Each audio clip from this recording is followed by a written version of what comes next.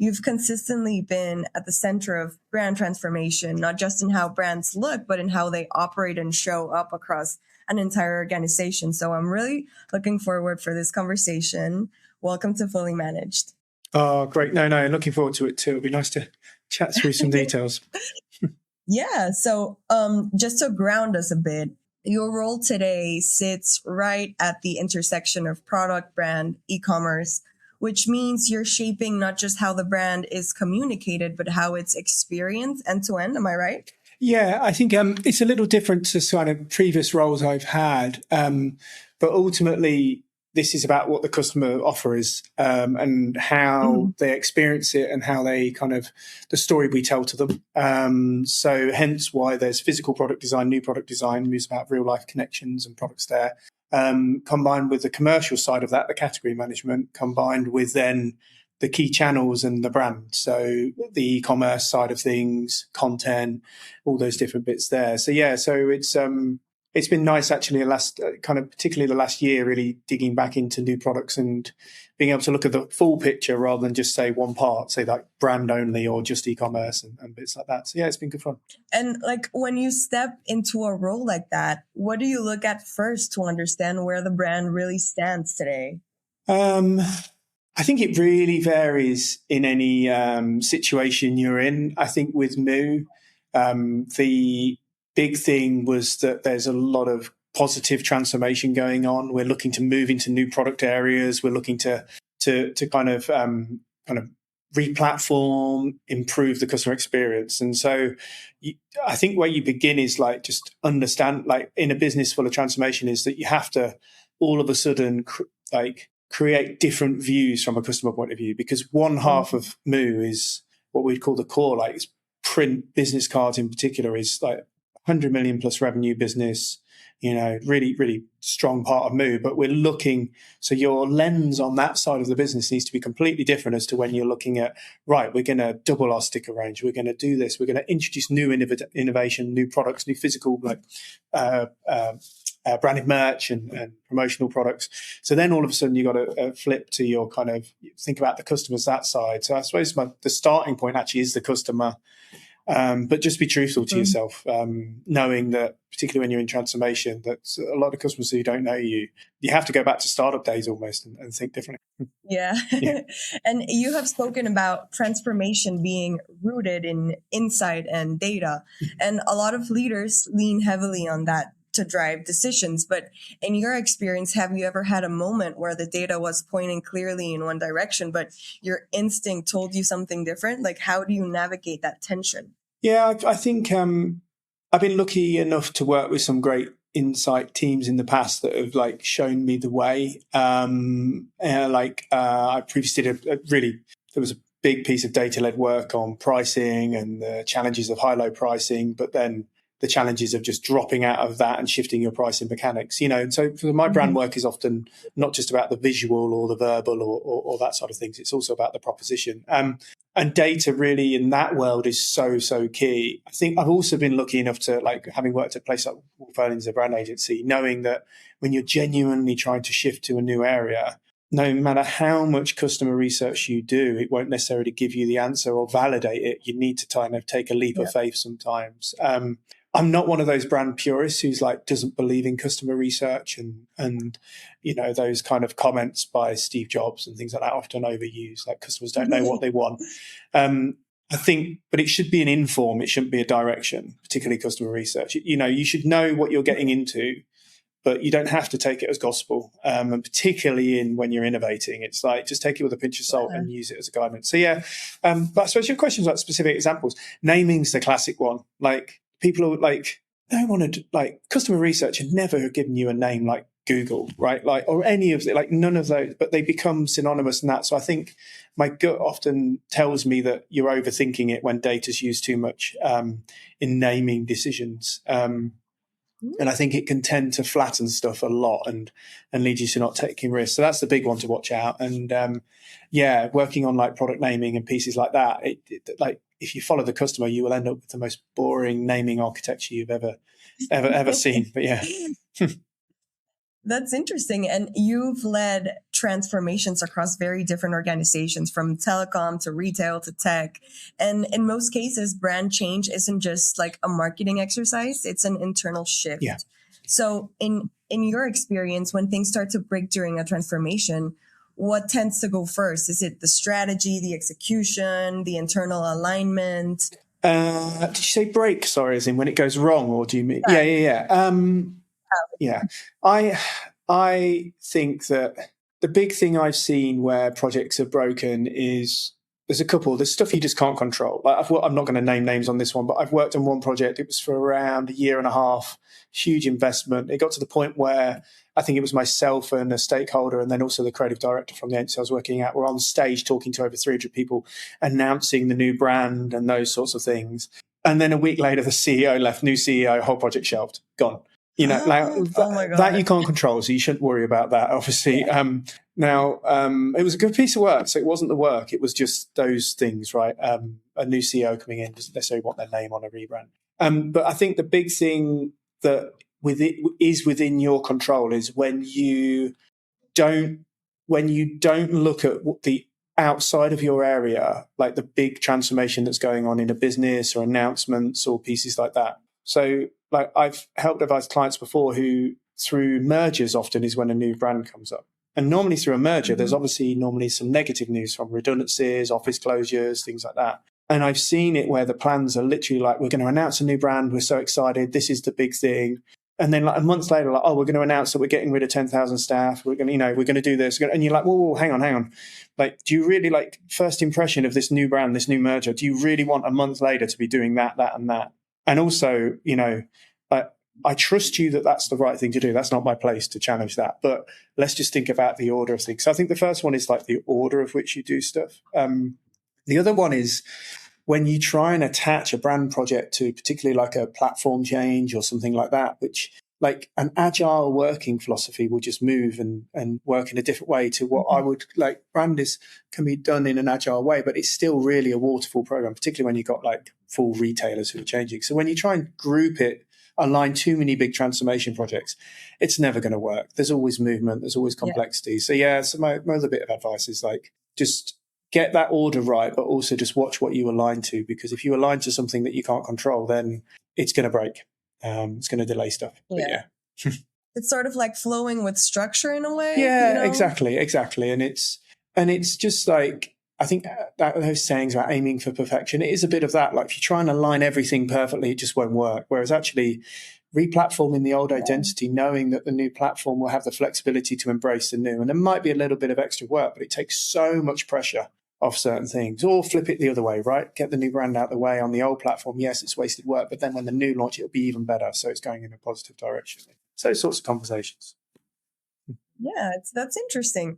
And at Curry's, I saw that you weren't just leading brand, but also communications and planning, which puts you like much closer to how decisions get operationalized across the business. So how did that change the way you think about brand as something that needs to function day to day, not just inspire creatively? Yeah, I think it was such a good opportunity. I think so in my past I kind of worked and partnered with the advertising teams and pieces like that. But a lot of my work was more on the digital side, digital transformation coupled with retail, like store design, pieces like that. So it was really nice to kind of take some of that thinking in, but also learn more. I think the big eye-opener is like you can too early in your career be that kind of brand police. And I was kind of the softer side of that. I kind of listened a bit more and looked at. But I think once you start seeing the pressure of delivery that true communication channels sit under, like that advert has to go out, like it has to, and then the decision making and the complexities of change, it gave me a whole understanding of the reality and the simplicity of what I was, probably in my previous career was saying like, oh no, it's easy. We just change this, get a line. That's not right. And I think it gave me an ability to kind of, it sounds obvious, but like see the bigger picture, that sort of stuff. But ultimately, it was a nice opportunity to truly align the strategy with the confidence that, yes, it might not be perfect at the launch, but over time it will get there. And it's been really, I've left Corin now for a number of years, but it's been really nice to see the identity still there. I can see it in the advertising. I can see they've got more confidence and they're bolder in their ideas, which I think a lot of that is down to the CMO there who was there when I was there. And but yeah, it's that looking after the communication side of things and just that constant delivery mindset was really refreshing. Quite tough, but good fun. Can imagine challenging. Yeah, but yeah, and I think my advice on that one is like, don't like. It really taught me to like not just knowing when to give feedback on stuff and knowing when to try and change. And people like stuff is going out all the time, like, but that doesn't mean you don't change. And it doesn't mean you don't transform, but it does mean that like trying to feedback on something that's highly pressured, there's a load of stuff lined up, it's last minute, it's just not worth it. And versus creating a process that works for both teams was key. And actually, so to actually answer your question properly, I think the big change that it taught me was that catching it at the point where creative is created is way too late. And it's really is the upfront discussion and the briefing and focusing my time there. And that's what made both my teams happy rather than just one of them. So yeah. So that was a big learning probably actually thinking about it. Yeah, that's cool. It's interesting that you learned so much. And you've worked on everything from large scale campaigns to full rebrands. And on the outside, those moments can look very polished and intentional, but from the inside, like what's something people consistently underestimate about what it takes to make a rebrand land in the real world? I think the big one is, that's a good question. I think the big one really is the lack of people put so much, there's a load of pressure around the launch and it makes sense. Mm-hmm. And there's a load of worry because like I've touched wood, never to me, but I've seen brands launch and they're just absolutely destroyed at launch because of the PR side of things, or there's been a mistake made and those sorts of things. So sometimes justifiably, like there was clearly a mistake and that, but other times it's pretty harsh stuff. And there's famous examples from BA to BT in the last few years, and a few bits like that. But I think the big one for me is the bit that people underestimate and get wrong is that they put everything into that launch. And then a month later, they forget that people will just go back to doing what they were doing. And the substance, people treat brand as a veneer, but truly brand is not. It's like there should be a shift in the marketing change. If there's justifiably been a rebrand, then marketing should be shifting and transforming itself to be better. And I think that's the bit people underestimate within marketing, all the rest of the business, which is put all the effort into the launch. They get it out there. They're like, right, job done. Actually, it was just like the same thing with a different lick of paint is the same thing. And I think investing earlier on in changing what's coming and then embedding that and reviewing and improving. And I think, a rebrand might be 3 years to get it to launch, but really it's a 4-year minimum project, because you need that year of embedding and training and getting people excited by the brand and showing them the way. And because you're going to learn, because you won't get it all right at the start. Yeah. So, yeah. And you have said that real change comes from collaboration and inclusive influencing, which sounds great in theory, but in reality, like organizations are full of strong opinions and competing priorities. So what does inclusive influencing look like for you when you're navigating those kinds of dynamics? I think the first point is that to get the Curry's rebrand live, for instance, or even when I've worked agency side, if you go there to an area of the business and say, look, this is what we're doing and this is what I need from you, it's not a great conversation, Whereas if you go there and say, hey, what do you do? What are your challenges? Where are you struggling? And then have a look, follow, just listen and learn. And I know it feels like a waste of time having those intro calls and those discussions, but just listen is your first point. Then the next time you go back, you can show them how, wow, right, with this rebrand, we can fix your problems. We can do this, we can do that. And then they, quite rightly, they listen to, it will get more engagement and it will genuinely improve their area of the business. And so I think people treat rebrand often as an ego-led thing because they're like, oh, it's the most cosmetic. I'm going to go in, I'm going to change stuff up. So I'm going to tell everyone how we're going to change. It's going to be better. And they don't mean it, but they go around the business telling people how great this is. But the rest of the business is sitting there going, this is just another thing for me to do. Or, oh, I don't really like that color. Or I don't like, they're not in that, like, it's not healthy chats. And so, yeah, I think with Currys, it was a couple of years before we really kicked into the project. And those 2 years were spent almost gaining trust and proving ourselves as a team to be like, yeah, we listen, we help you. So when we come with something new and that's a bit scary, there's a trust that it's going to help them. So yeah, listening and not starting with what you need and starting with what they need. I love that. That's solid advice. And I feel like it's so simple, but so powerful, you know? Yeah, I think we all forget. And I think normally you do get given a big budget and that sort of thing in your world. It's a bit of a one-off thing. So you get excited, but why should someone else necessarily care? I think, like why, you got to think about that. But yeah. And when you're trying to shift, not just the brand, but the culture around it, like, which is often the harder part, I can imagine. There are usually a few key levers that make the biggest difference. So in your experience, what's one lever that creates like a disproportionate impact when you get it right? I think it's different everywhere you go, but it's a good question. I think if you're in a business that's got any sort of like frontline staff, so I mean like a retail staff or like even like a tech business has a big like customer service component or anything like that, I think that getting that initial buy-in and support from that area is really, really key. And obviously it's difficult because often there's transformation is NDA'd, you can't share too much, but just getting that support in the larger areas that are normally ignored by head office is one of them.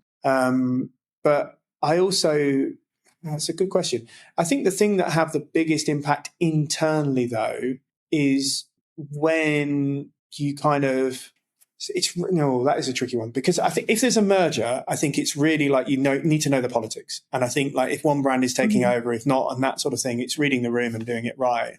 But I think probably like you need that top down direction. So it really is getting that senior level buy-in first. But I think that does have to go hand in hand. If you can show the enthusiasm that the bigger side of the businesses have, then that's good. From a simple point of view, and like there's actually stuff that's still undervalued, like getting a decent slide deck together and that sort of thing has a bit of traction across the business. But no, I think that's a tough question because I think it really does vary every business. But I think that's a question you should ask at the start of every rebrand, particularly if it touches internally, like what's going to like impact versus effort. And there's normally something that's low effort, high impact that you should be absolutely starting with.